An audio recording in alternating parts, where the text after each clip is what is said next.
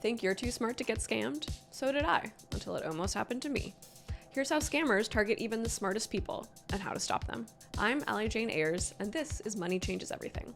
If you think you're too smart to get scammed, read this. Even with all the preparation and education, really smart people still get scammed. Key takeaways. Never wire money or send cash. No legitimate agency will ask you to do that. Always verify the source with a phone or video call before taking any action. Scams work by creating urgency and isolation. Pause and loop someone else in. I almost got scammed once. I was probably 22 years old, and it was about 8 o'clock at night, the day before I was set to leave for New Orleans for my first real adult professional business trip. My bank called to say my credit card was blocked and I needed to unblock it. I freaked out because I needed to have that credit card to pay for the hotel. I quickly gave them everything they asked for, including my PIN and my account number and my date of birth. Luckily, the moment I hung up, I realized what had happened.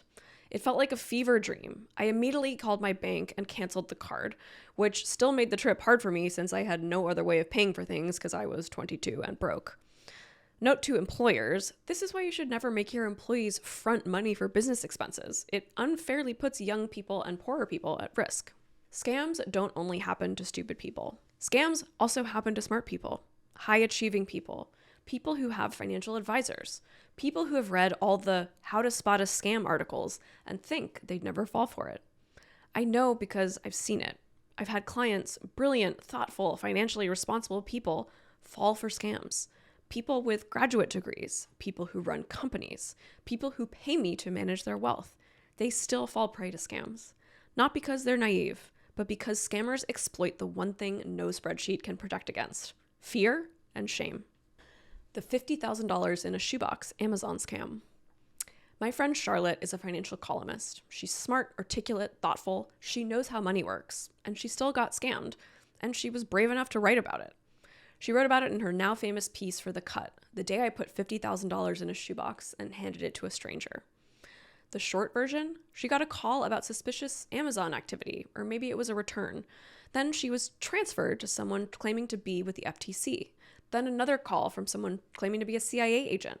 They told her her identity had been stolen by a drug cartel. They showed her fake government documents. They knew personal information about her family, including her 2-year-old son who was home with her. They told her not to speak to anyone, not even her husband, that it was a matter of national security. Eventually, they convinced her to withdraw $50,000 in cash and hand it over to a man in a rental car for safekeeping. And she did it. Because shame, fear, and urgency are a powerful combination. It is a masterclass in psychological manipulation. The scammers make you feel scared and alone, like you might put your loved ones in danger if you tell them. Charlotte's decision to share that story publicly was incredibly brave. Most people never talk about whether they've been scammed or not. That silence is what keeps the scams going. Forward this to someone you love. Sometimes the best financial planning tool is communication. One way to prevent scams from happening in your future is to try this tactic with your loved ones. Reach out to them with a quick email or text and say something like, "Hey, just read this article on financial scams. It's wild out there. Want to come up with a code word just in case one of us ever gets a weird call that sounds serious? Something like muffaletta? P.S. Never wire money. Never send cash. It's always a scam if you find yourself withdrawing cash. Always FaceTime first. I love you." That's the note you're going to send. Sharing something like this article gives you a way in. You're not accusing your loved ones of being naive. You're saying, "This scares me too." That reframes the whole conversation. It's not a lecture, it's solidarity. Saying, "I just read this and thought we should have a plan," makes it easier for people, especially parents, to hear you without feeling judged. It invites collaboration instead of defensiveness. And that's the real goal here. Not just avoiding scams, but building the kind of trust that helps you navigate whatever comes next. How to avoid getting scammed. I have only 2 simple rules for you to remember. Never, ever send cash or a wire. It is always a scam, period, full stop. I cannot emphasize this enough. The government, the FBI, the IRS, or any other agency does not accept cash. If you find yourself at the bank withdrawing money, I hope you can hear my little annoying voice in your head saying, "It's a scam. Walk away.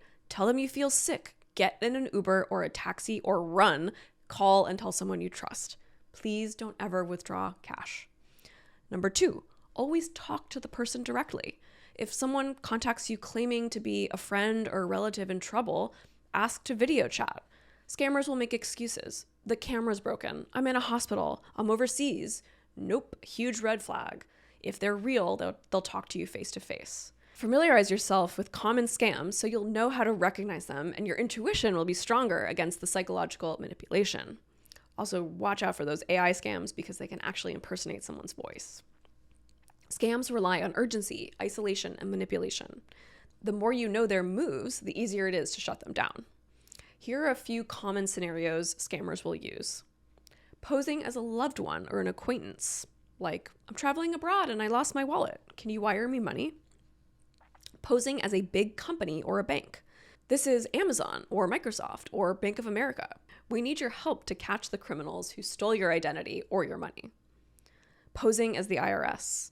You owe the IRS. Pay now or you'll be arrested. Posing as a hospital or other medical care. Your daughter has been in an accident. We need money to pay for medical assistance. Posing as computer tech support. This is tech support. I need remote access to your computer. Never, ever let anyone remote access into your computer. Sharing news that's too good to be true. Congratulations, you've won a prize. Just pay the fees to collect it. The best defense here is to contact either the person mentioned in the urgent situation or someone you trust. If they tell you not to contact your daughter or husband or mother or sister, you should do just the opposite. Call that person. A video chat is even better. Remember, the scammers may have enough information to spoof your loved one's email or voice, so you need to get them on a live phone call. What to do if you do get scammed? First, take a breath. It happens to smart people every single day. Now, call your bank or credit card provider immediately. Freeze or cancel any compromised accounts. Freezing your credit is probably a good idea. Place a fraud alert on your credit report through Equifax, Experian, and TransUnion. Report the scam to the FTC at reportfraud.ftc.gov or to your state attorney general. I don't think that reporting it is necessarily going to lead to recovery of your stolen property. However, it helps with statistics. If we have more scams that are recorded, we can hopefully get some legislation to protect us and our loved ones against these scammers. Tell someone. Shame is the scammer's best tool. The minute you talk about it, you take your power back. Scammers don't target stupid or old people. They target busy people, stressed people, lonely people, people who are trying to do the right thing under pressure. They target you when you're in motion, not when you're reading blog posts and patting yourself on the back for not clicking phishing links. Slow down, trust your gut, phone a friend, and if someone's telling you that you'll be arrested if you don't act right now, you probably won't be. Please forward this article to someone you love. Put a sticky note next to your computer with the 2 rules to avoid getting scammed. And for the love of God, if your bank calls you at 8 p.m. the night before a work trip, hang up. And here's my parting shot. Scammers win when we stay quiet. So talk about it, laugh about it, make a code word. Just don't pretend it can't happen to you. And remember, never, ever withdraw cash.